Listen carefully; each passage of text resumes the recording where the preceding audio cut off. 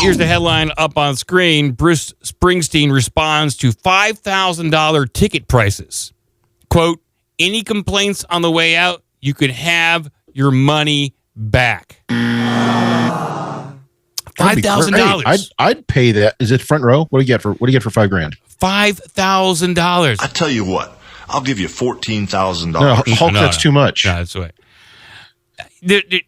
Bruce has got to blow you for this price at this point. I mean, you got to be front row, pants down. Bruce is blowing you while he's running, like singing, like Dancing in the Dark or something like that. I'm not sure I want that. Yeah. That's for damn sure. Doesn't matter if you want to. Thunder Road all over my balls. Bruce is going to blow you, like it or not. It's part of the deal. What do you get for the $5,000? That's my question. I'll read the article here and we'll find out. Several months after Ticketmaster employed dynamic pricing, resulting in some tickets reaching as high as $5,000 a piece, Bruce Springsteen has addressed the controversial surge in ticket pricing around the upcoming 2023 tour with the E Street Band. Or maybe Max Weinberg will blow you. Not as good as Bruce, but I heard he's pretty good. Quote, what I do is a very simple thing, Springsteen told Rolling Stone. I tell my guys, go out there and see what everyone else is doing. Let's charge a little less. For the past 49 years or however long we've been playing, we've pretty much been out there under market value. Bullshit. It's always been expensive to see Bruce as far as I know. Well, also, he's one of these guys who has done so well for so long and has so many people around him, he's disconnected from general reality. Yeah, he doesn't understand that your average person, even me, like I make a good living. I would frown at spending $100 on a ticket to go see a band. I would frown on it unless it was a band I really, really wanted to see. But there's no way I'd pay $5,000 to see any band that I wanted to see. But he said we've been out there playing under market value. I've enjoyed that. It's been great for our fans. This time I told them, hey, we're 73 years old. The guys out there, I want to do what everyone else is doing, my peers. So what happened? That's what they did. So he's like, I'm 73, I'm old, I want to gouge as much money as possible for my fans. That's what he said. That's what he told his management to do. Okay. Well, my understanding is that is how you make the money. That is how you make the money. In the interview, Springsteen admitted that ticket pricing has become very confusing for fans and artists, but most tickets are more modest in pricing.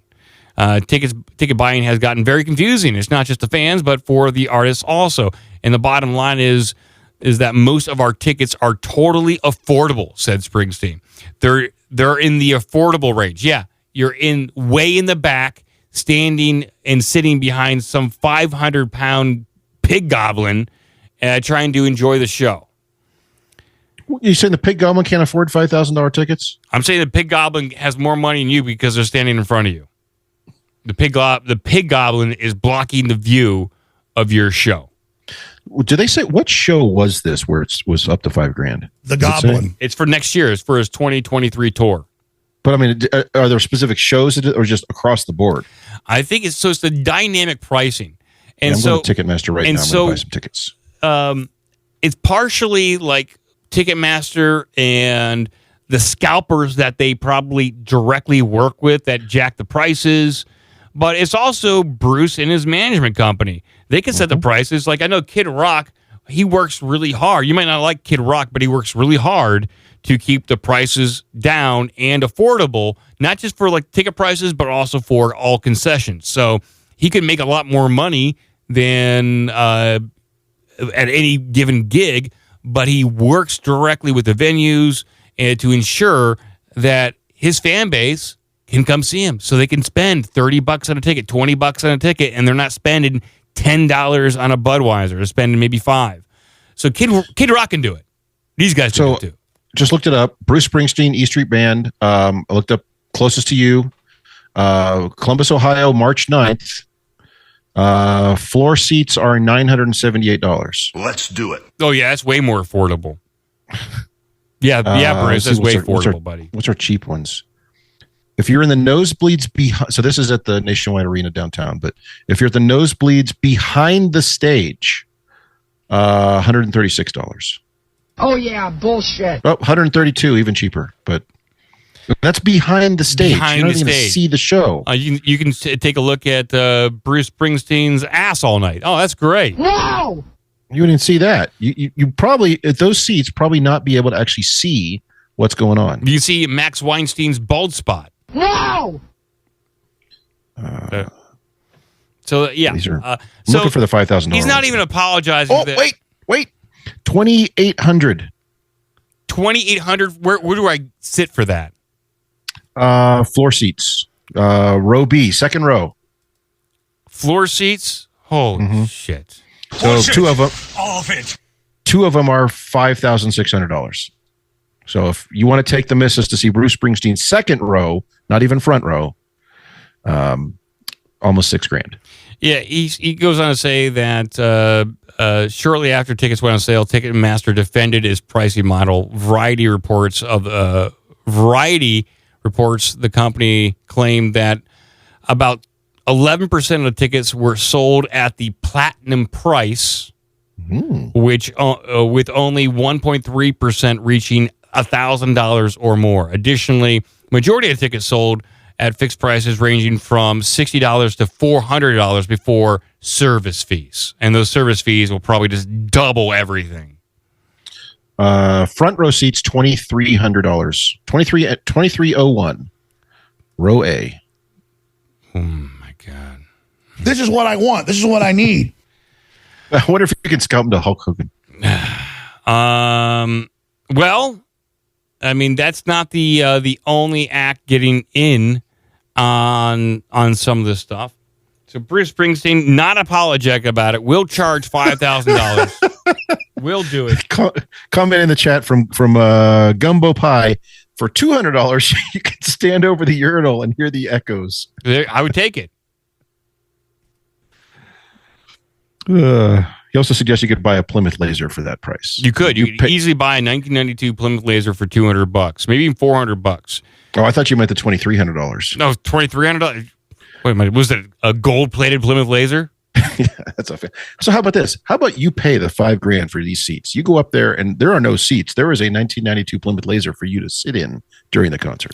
I should be, for $5,000, I should be able to sit in the front row and use a BB gun and shoot at Bruce all concert. For $5,000. He just hands you the guitar. It's like a rock and roll fantasy camp. Like, hey, look at me. I'm a crazed fan, and I'm going to shoot Bruce Springsteen with a BB gun. Like, yeah. But this is not the only person that's doing it. Taylor Swift is also getting in on the action.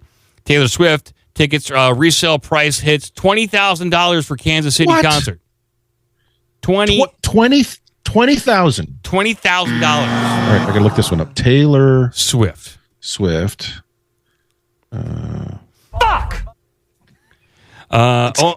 Only in their wildest dreams will Taylor Swift fans be able to snag early tickets to her U.S. Summer Stadium Tour, but they could shell out more than $20,000 for premium seats at the GEHA Field at Arrowhead Stadium.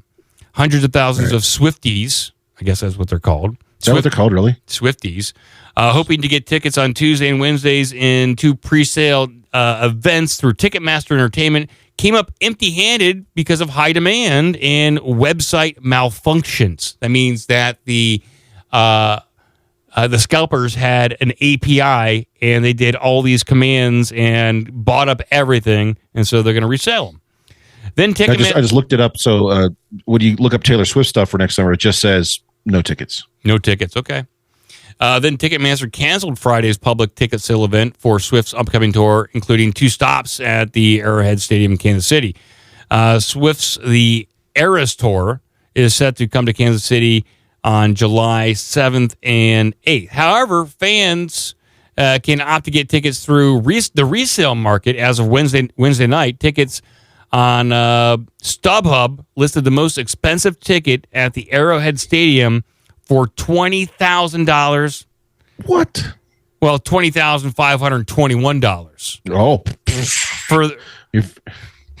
you're in for 20 grand, it's the $511. Yeah. What's another $511? Taylor Swift. Actually, I wonder if we can get Bruce Springsteen tickets on StubHub. Bruce Maybe. Springsteen. Well, for that price, you can get second row floor seat, which is the closest spot to the stage. Well, I would have to say it's not, because it's not.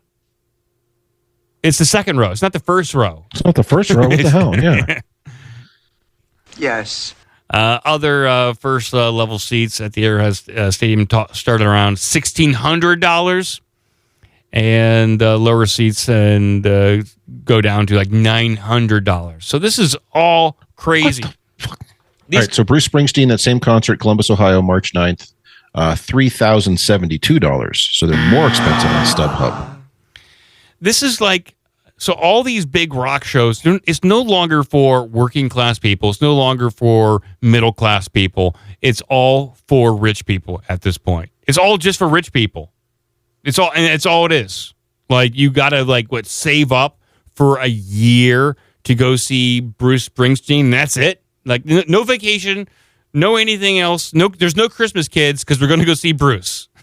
We're gonna buy one ticket to see Bruce. I'm gonna go see Bruce. Yeah, one of you is gonna be forced to go see Bruce Springsteen. That's your vacation. You're gonna be here cleaning up dog crap in the yard. Merry Christmas. I will FaceTime you from the show. Yeah. What? Won't that Can't be hear fun, you. kids? Won't that be fun? All right, Taylor Swift. I'm trying to find tickets. They said Kansas City. She has a crazy stage for this concert. Good Lord. 2,300, 2,200, 4,000. It's just 2,000. It's incredible. That's where you make the money. Yeah. 3,700, 2,900. Looking for the 20,000, 3,500. They're not even close to the stage. Yeah, it's ridiculous. Everything that's going on is absolutely ridiculous. It says there's tickets worth $7,200. Where are those? I want to check that one. Oh, there we go. One ticket, $7,200. Holy moly! Third row, unrestricted view. It's almost. It's right at the edge of the stage. So you're almost behind the stage. Off to the side, you're not even on the floor. Jesus Christ! Hello. But what's the cheapest ticket? Let's see. Go to that same concert for $500. Stand behind Pigman. Yeah.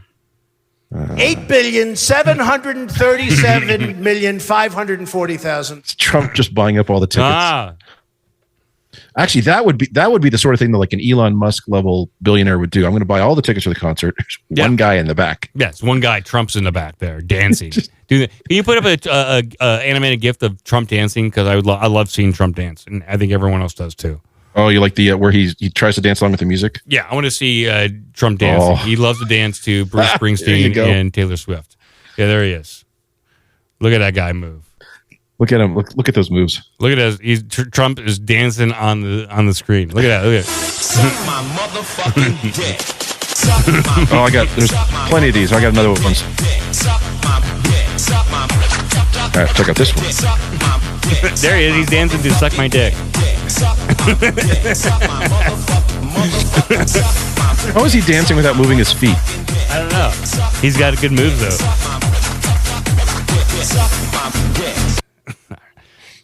I guess this is his new campaign song. Well, there's lots of gifs of Trump dancing. Mm-hmm. And I was gonna say he likes the fist move without moving his feet. Yeah.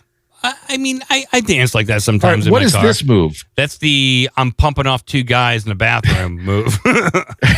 What is happening here? That's the pump and dump. And yeah, he likes to shake his fist. He likes to do that thing. I don't know. Here's another one. Look, this is his move. It's the go-to move. Is the two-hand stroke. Yeah, he's got one guy on either side, and he's pumping.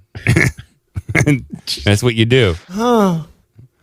What are you doing over there? We don't know what's happening. The guy's moving. But we don't know. All right. Well, I got this one more piece of entertainment news.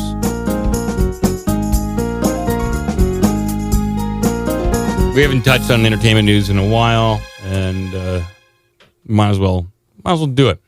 So here's a headline here. Crazy rumor says Bob Iger might want to sell Disney to Apple.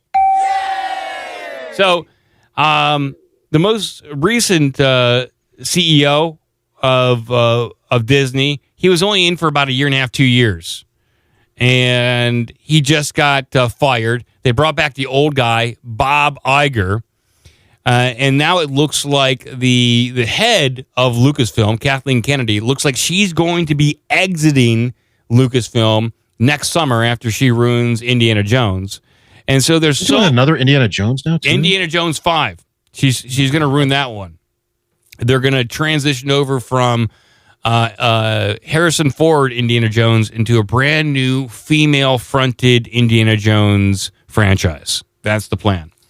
I think if they're smart, they will introduce the new actress, but they will still say the name of the character is Indiana Jones, and no one will ever mention it. Yeah. Yes. I think so. Just to not even mention it in the story. She's just going to take the name, take the hat, take the whip, and just move on. I think that's the plan. But there's been a lot of shakeup at Disney, a lot of turmoil, and now it looks like Bob Iger might want to sell Disney to Apple, which would be an incredible thing. Do you think that would ever happen? Well, famously, what's Steve Jobs' wife? I can't remember. Lorraine Powell Jobs, I think is her name. Isn't she like the single largest shareholder of Disney? There's a connection there. Keep in mind, Jobs started, technically he bought the from Lucasfilm. He bought what became Pixar, and then sold it to Disney and made a bucket load of money. Yes. So there definitely is a connection between the two companies. Apple has been dinking around with their terrible Apple whatever plus service thing that they do, movies and TV on. So I mean, I guess they're dipping their feet into it. I guess you could see some potential synergies there, possibly. But it's a weird. It'd be a weird connection. One. Well, I'll read a little bit. In a move worthy of HBO's TV show, hit TV show Succession, Disney announced late Sunday that Bob Iger is replacing CEO Bob Chapek. Chapek was CEO of Disney for nearly 3 years. He was Iger's pick for the job when he retired from his tenure as CEO. Now, Iger's new mission is to find another replacement, but Disney insiders now claim that Iger's ultimate goal would be to sell the company, with Apple being the most likely buyer. Now, there's one thing Iger did do when he came into Disney. He started to buy properties. He got Marvel. He got Lucasfilm.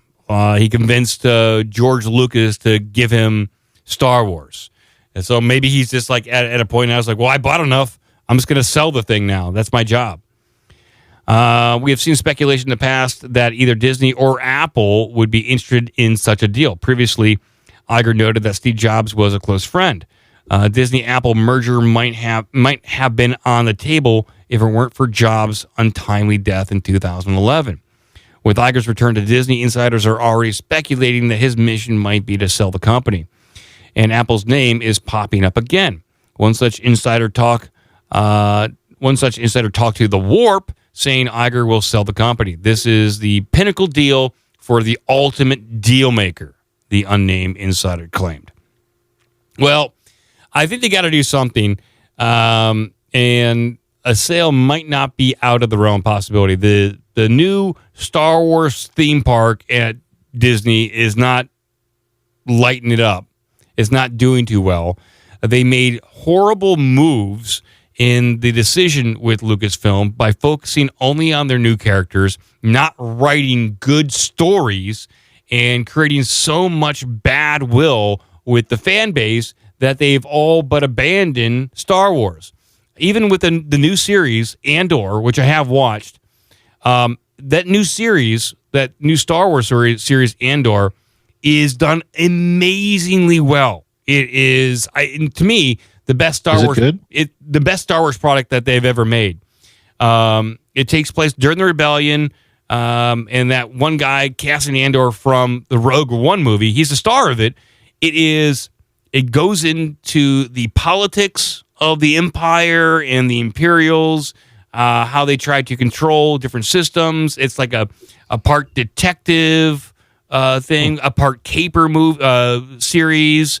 It's dark, it's adult, it's boring, but it's awesome. It's boring. It is. I like my science fiction. You mean boring. it's slow? It's slow. It is. But I love it, and it's done phenomenally well. It looks well done. Like, it just looks immaculate. But no one cares because everyone's given up on Star Wars because they've created so much bad will with the fans. And it's kind of just gone underneath the radar. And it could have been the best Star Wars product for adult fans of Star Wars like myself, but just no one gives a darn about this stuff. I'm just so tired of all these Star Wars. So they might be forced to sell. I don't disagree. Did they ever open that Star Wars land? Remember we were talking about that, where they had all sorts of construction problems, and they were like, they did a preview, and they brought in a bunch of fanboys, and they were just pissed. So they have the Star Wars land at Disney. So what is it called? I'm trying to find it. So they have the Star Wars land, but then they launched the Star Wars Star Cruiser. Yeah, it was like a hotel or something. It was a hotel that they like rebranded to make it look like Star Wars, and it just looked hokey and stupid. And that place, they are struggling to get attendance. Star Wars Galactic Starcruiser is the name of the hotel. Yes. That thing. So they didn't even build a new one. They failure. just took an existing one and just like put some neon lights in it and said, look, if you're in space. It's total BS. That is failing as well too. So pretty much anything that the head of Lucasfilm, Kathleen Kennedy, has touched in regards to Star Wars has been a complete failure. Besides the Mandalorian, which he really didn't have any involvement in. That's the only thing that has caught any sort of fire since Disney has owned Star Wars. Anything new? Yeah, that was who was the guy who was leading that one? That was the guy who did Iron Man, Jon Favreau. Yeah. And a couple other guys there, but true Star Wars fans. But I think all the decisions that they made, and especially since the conclusion of the Marvel Avengers series and the Endgame, all the new Marvel movies have been kind of hit and miss. You know, they look cool, but not a lot of excitement, and so they kind of run their course. I think people are kind of superheroed out at this point. There's just too much of it. Not enough interesting stories are being told, and so they're running their course. And maybe they will wind up selling to Apple, but why would Apple want to buy Disney? It seems like a big headache at this point. That's a good point. I mean, they may look at it on paper and say this looks good, but you're right. It raises a lot of questions about the value of that. By the way, so there are some photos of this Galactic Starcruiser hotel. I'm going to put this in Carrot Shop because probably best. You can bring them up in the. This is a Google Maps thing, but it's the 360, so you can kind of spin around in there. I mean, you can see what they're going for, but I think biggest issue I see is it's damn near empty. It looks awful. What is this shit? I mean, it looks cool, but like once you're in there, what do you do? Am I going to go drink some rot gut ale and get into a fight at the cantina because I'm some kind of drunken Jedi? No, I'd be thrown out right away. But, I mean, it looks pretty cool, but it's not worth the $4,000 or $5,000 for your family. These are Bruce Springsteen prices, you know? Yeah, I can't see Bruce Springsteen and stay in the Star Wars hotel. No. Lord, no. This is all for more rich people here. This is all this rich people bullshit. Star Wars Galactic Starcruiser 2-night immersive adventure. Ooh, how much? Fuck them. Yeah, I want to go. Let's go. Me, you, and Joe are going to go down there, and we're going to broadcast from there. Dining cabins. Oh, you stay in a cabin. Oh, cabin. More about the cabins and suites. Something went wrong. What? They said something went wrong. My computer talked to me. Here you go. Here's the cabins you get to stay in your Galactic Starcruiser. Oh, good. Okay. I'm kind of curious about where I'm going to take a crap. Yeah, what's the space toilet look like? They show the space toilet? There's a little video embedded here, too. I see no space toilet. I'm sorry, sir. You did not buy the class ticket that allows you to have a space toilet. They got bunk beds. They got, like, you're paying $5,000 to sleep in uncomfortable bunk beds. Yeah, how do I book a ticket here? I'm going to spread Wookiee feces all over this place. For $5,000. Yeah. Every spot is the space toilet. I'm just going to spread my dung everywhere I go. I mean, I got to really get my money's worth here. And they only give you one USB charger. Oh, fuck that. Yeah. This is crazy. Everything that's going on here is just absolutely insane. Red 5 standing by. You keep standing by because we can't afford to go in. Why is the TV so small in that room? I don't know. You expect a big screen. Some kind of big screen, but no. I mean, it looks kind of cool, but I mean, for $5,000 for a family, no fucking way. What? I cannot find how much these tickets. I can't find where to buy these damn tickets. They don't want you to go. They don't make it easy. Embarrassed. They're embarrassed. Anyways, let's get out of here. Let's open up the phone lines a little bit, then we'll come back and do some goofy news. We've been talking about this stuff too long. 614-388-9109. Sorry, I had a little sound hiccup there as I booted up Skype. I'm still trying to find the price on this Galactic Starcruiser thing. By the way, I just put link in Carrot Shop if you want this. They require you to wear certain costumes when you're there. Oh, good. And there are rules. I'll dress up like Buck Rogers. That's one of the rules. Caller, you're on the air. Hey guys, this is Stan in Alaska. How you guys doing? How you doing, Stan? Hello. I'm doing awesome.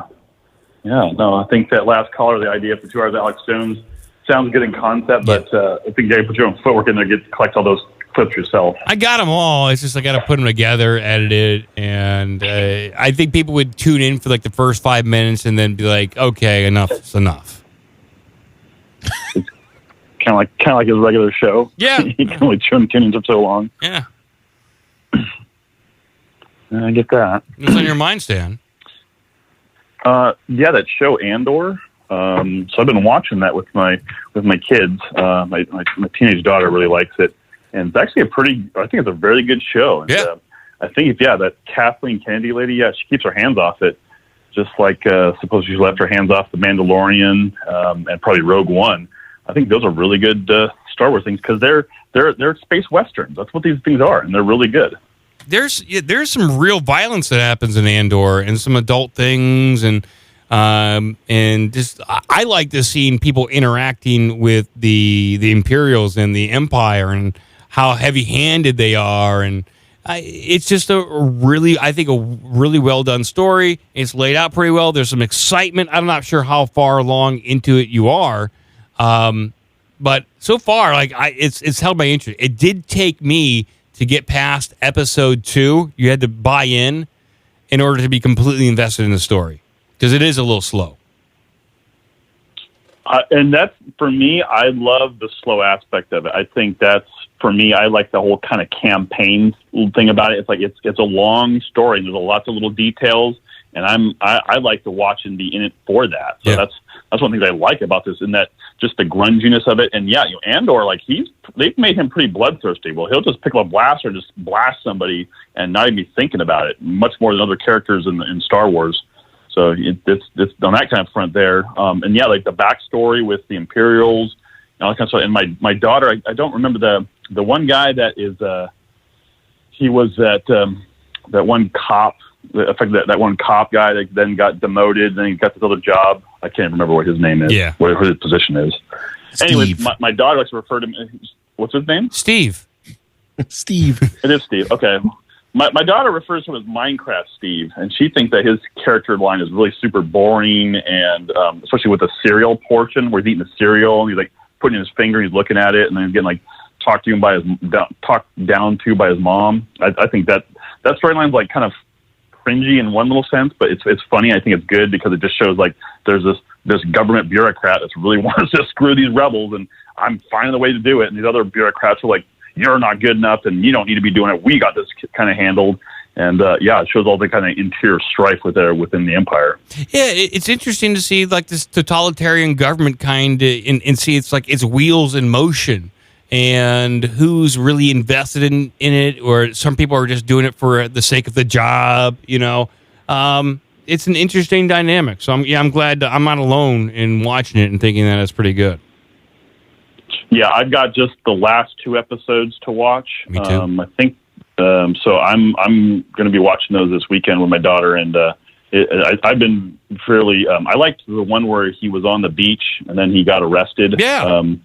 By that K2 droid with the Scarab Trooper there. I just can't understand how Star Wars, like, where is this happening where you have all these people that are dressing up, that are being extras, that are doing this? Like, how does Star Wars not recognize that they can't replicate this on multiple fronts? They're so woke, and they want to do this kind of, indoctrination and stupid things. Like, people want this. They want the space western story, and some people like different kinds of storylines within it, and which is fine, which they've made. They've made several different kinds of storylines within it, but it's just this, like, Mandalorian.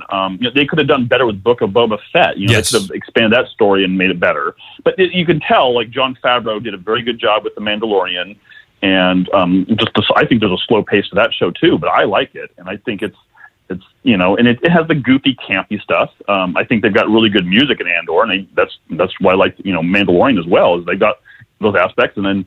And I got it. My vote here. I still call him Baby Yoda. I do not acknowledge Grogu at all. And I see people in town. Multiple people have Grogu license plates. Wow, and, really? The Grogu 1, Grogu 2. Oh, absolutely. And I'm like, that to me is like an affront. It's like, no, it's always going to be Baby Yoda. And I tell my kids that too. It's Baby Yoda. That's where you go, and you don't mention Grogu. That's like some kind of bastardized, like name or something like that. But anyways, that's just my whole thing. I'm with you. I think it's too. Yeah, outside of Star Wars, have you been watching any of David Paulides' Bigfoot series he has on Canon Missing on his YouTube website? I have not, but I'm going to be forward all of his Bigfoot presentations to Joe because Joe hates Bigfoot, doesn't believe in Bigfoot, and I just feel Joe is just not acquainted with the evidence and the research. But yeah, I'm going to plow through that this week. I'm just looking for. I already pre-bought the Missing 411 UFO Connection movie. I already pre-bought it. I'm just waiting for it to come out. As soon as it comes out, people, I'm going to be grabbing clips, and we're going to be talking about Missing 411 and UFOs. So, pretty interesting. I'm looking forward to that big time. Well, I guess anybody that hasn't watched any of those, I think I've already watched the first 5. I think he has 6 out of these kind of he holds Bigfoot 101 classes.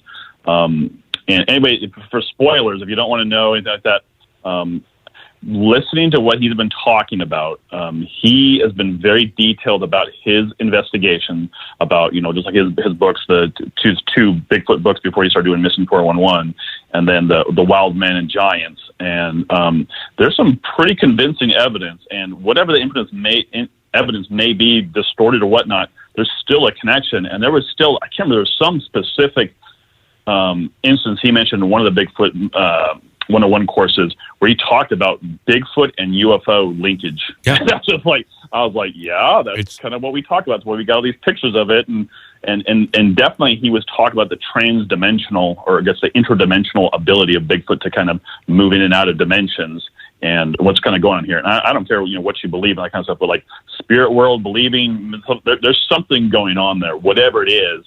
And it's not just one simple thing, and it is dynamic. But there's something going on here. So I think it definitely warranted more investigations. And who knows? And I'm definitely looking forward to that. I wanted to go down to the Missing 411, the UFO connection. It was in Tempe, in Phoenix. I just couldn't pull it off. I know. Yeah, I could have easily gotten there, but I just couldn't, kind of with my kid situations and stuff like that. But yeah, that movie looks very intriguing, and I think it's somewhat of a stretch for him to.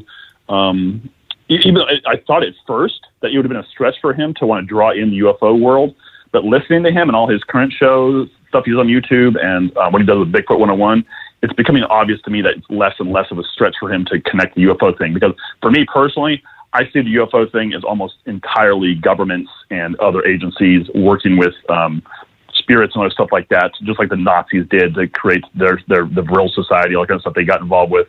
And it's all interconnected. And I wouldn't be surprised if there is a base on the backside of the moon, but and how well they could easily hide it. Because even with this Artemis 1 launch that happened last week, they're still going to hide stuff from us. They're just not going to give us the full unadulterated stuff for sure.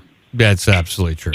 Everything will be curated and edited for our consumption, and we'll get just a sliver of what's going down. But yeah, I'm looking forward to it, man. So you got anything else for us, Dan? Nope. Have a great Thanksgiving, guys. Hey, man, take care. Great call. Yep. Happy Thanksgiving. Yeah, I appeared. I did a podcast with Mark from the podcast My Family Thinks I'm Crazy, and it's basically an hour and 40 minutes of me talking about UFOs, Bigfoot, and the nature of this reality. I'm not sure when that show comes out. It will come out on my Patreon here for OBDM. I recorded it. I put it out there. But I play a lot of different clips. I go over a lot of Bigfoot stuff, a lot of UFO stuff. And we just kind of get into the nitty-gritty of everything. So if you want 2 hours of that talk, it's out on Patreon tomorrow morning. Or download it from My Family Thinks I'm Crazy. So whenever that comes out, it's a good talk with Mark. We touched on pretty much everything. Well, thank you everyone for calling up. We're gonna see what Cretched has. You ready, Cretched, for the madness? I got to follow up real quick here. So I've been digging into it. Star Wars Galactic Starcruiser. They only have it available for you have to. It's like a 2-day experience thing. Family of 4, $6,600. Oh my God! Family of 4, $6,600. Mm-hmm. If you go just in a party of 2, $1,600 per person. So $800 and some dollars per night. Jesus, That's where you make the money. I guess so. But so apparently that hotel is being set up as an immersive experience. You're only allowed you can only stay there in like 2-day or 2-night chunks. You can't go stay there and then you go visit Disney. It's a 2-day long experience when you go in there. So you're trapped. You're trapped. There are no windows, by the way. They did confirm that there are no windows in the space. So all the things on the wall are windows with screens. So it feels like you're in space. At night, it's a Star Wars restaurant. During the day, it's a Hardee's. So they can make their money back. Because they're having trouble with funds. So from 8 a.m. to 9 a.m., it's just a bus terminal. Oh, there you go. Yeah. People in there. So anyway. I'm going to read up on this. I didn't realize it was a full experience sort of thing, but that's nuts. $6,000 for 2 days. It ain't for the middle class. It's not even for not like for you. the upper middle class. Like I can't afford that shit. I would go, if I had the money. I might go just to check it out, but I can't do that. Jesus, man. You don't even get like cool access to like the rest of the park. I don't think with that money. Like no. As part of that, you are in that hotel for 2.5 days. That's it. You are. Yep. Bullshit. It's that's a commitment. What have I done? Now, of course, they advertise. By the way, I did put the link in Carrot Shop. You have to wear costumes. They say go here and order them 2 weeks before you get there to make sure you have them. Costumes are not cheap. Those things are like $99. Like a Star Wars captain's jacket for kids, $79. Costume guidelines. Costumes that may distract from the experience or from other guests are not permitted. What's distracting? I just can't walk around with like a stormtrooper helmet and underwear on. Like that's my underwear, tighty whities, stormtrooper helmet. That's what I'm wearing. Well, keep reading it. Actually, they're working very hard to keep this immersive, but it's kind of egregious at a certain point. All guests may dress as their favorite character, but they may not pose for pictures or sign autographs for other guests. Why not? I can't just walk around and say, I'm Jake Skywalker. I'm Kevin Skywalker. Here's my autograph. Han Solo exposed himself to me again, Mommy. The stormtroopers walking around farting on everyone. Costumes must be family friendly. It may not be obstructive, offensive, or objectionable, or violent. Okay. That kind of takes out like a lot of half the fun if I want to go freak out the squares. But freak out the squares. Costumes may not contain sharp objects, pointed objects, or materials that may accidentally strike another guest. So no like blades coming off your armor if you're dressing up like a Mandalorian. You can't have any blades. You can't have anything sharp. Yeah, I go in my Mandalorian outfit with nothing but flamethrowers, and they asked me to leave immediately. Yeah. Look at the size of that thing. No, put it away. It's going to hurt somebody. Layered costumes or costume props that surround the entire body are strongly discouraged and may be subject to additional security screenings. So no stormtrooper outfit. No, you can't walk around like a cyborg. Yeah, so I think what they're getting into here is they're probably seeing a lot of potential crossover for people who also go to conventions and cons, and those folks will go all out on their costumes, and they don't want that level of crazy detailed costume clunking around in their hotel. They want you to wear a dress. Just put on a dress. That's what they want. Like, here's a beige dress, and so you can look like a princess or a Jedi. So there you go. You wear a muumuu. You get to wear a muumuu all weekend. Isn't that nice? Acceptable accessories include transparent wings, plastic lightsabers, toy swords, and tutus. I don't know what tutus is, or tutus. Tutus. Tutus? I don't know. Where's it? I'm looking for that. It's tutus. You can wear a tutu. Guests ages 13 and under may wear some costume masks. Masks are not covering the entire face and must provide unobstructed peripheral vision at all times. So you can't even wear a mask. Yeah, that's weird because like half the characters in Star Wars wear all masks like and helmets and that's stuff. All, like all the stormtroopers, the bounty hunters, everyone. Costume masks of any kind may not be worn by guests 18 or for ages 14 and older. What? This is bullshit. So they just took out all the fun. What they're saying is no fun. Everyone wears a dress and give us $6,000. Pretty much, yeah. Hey, wear a bathrobe that you have to buy at the Disney store. Yeah. Actually, do they have bathrobes there? Let's see. The official Disney Star Wars Princess bathrobe. Leia dress is $129. Oh, man. The Star Wars formal tunic for adults, $79.99. That's nice. Star Wars long gloves, Long gloves. $20. Oh, here's a mechanic jumpsuit for kids, $99.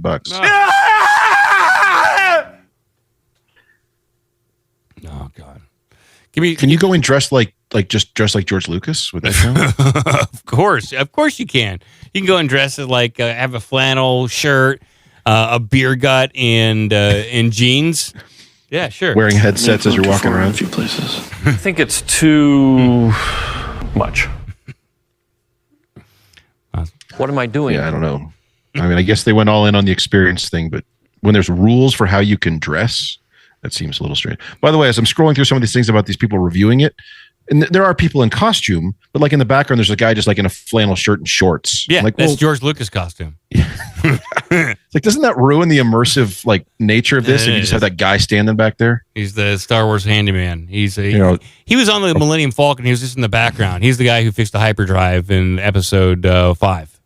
I'll put up this image. So note the guy who just kind of is breaking costume right there on the right. So thanks for going all in, buddy. Yeah, thanks for giving it your all, wearing your flannel button down and your white shorts.